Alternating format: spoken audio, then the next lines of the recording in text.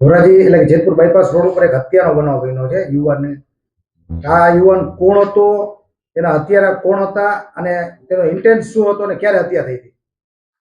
Jetpur Udyognagar police સ્ટેશનમાં એક હત્યાનો બનાવ બનવા પામેલ છે, જેમાં મરણ જનાર છે સંજય શ્રીરામ કબીરદાસ કરીને છે, જે પણ યુપીનો છે, અને આરોપી તરીકે જે સામે આવેલ છે તે આશીષ અવસ્થી છે, અને બીજો છે રામચંદ્ર ભંડાણી, એ પણ યુપીના જ છે. આ ત્રણેય જણા અને એક ચોથો એનો જે કોન્ટ્રાક્ટર છે, એ ચારેય એક જ રૂમમાં ભાડે રહેતા હતા.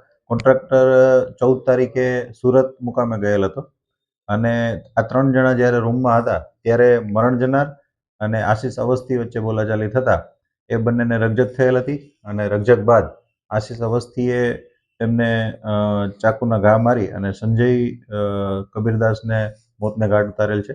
અને ત્યારબાદ આ લાશને ઠેકાણે લગાડવા માટે રામચંદ્ર ભંડેરીએ પણ મદદગારી કરેલ છે, અને આ બંને આરોપી અત્યારે હસ્તગત કરવામાં આવે છે.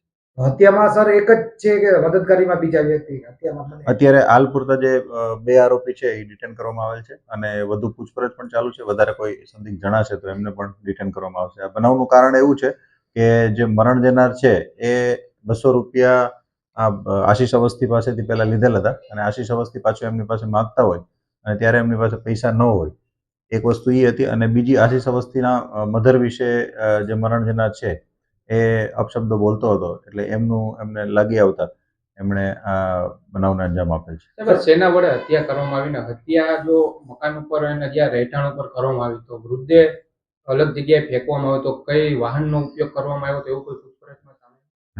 જે બનાવ બનેલ છે તેની ઓરડીમાં બનેલ છે, ત્યારે ફક્ત 3 જણા જ એ રૂમમાં હતા: આશીષ અવસ્થી, રામચંદ્ર અને જે મરણ જનાર છે સંજયની હત્યા કરવામાં જે હથિયાર વપરાયેલ છે તેમાં જે શાક સુધારવાનું જે ચાકુ હોય છે મોટું, એ વાપરવામાં આવેલ છે, અને એક ચમચા ઉપર લોહીનું નિશાન મળેલ છે, એટલે એમને પણ FSLમાં મોકલવામાં આવશે.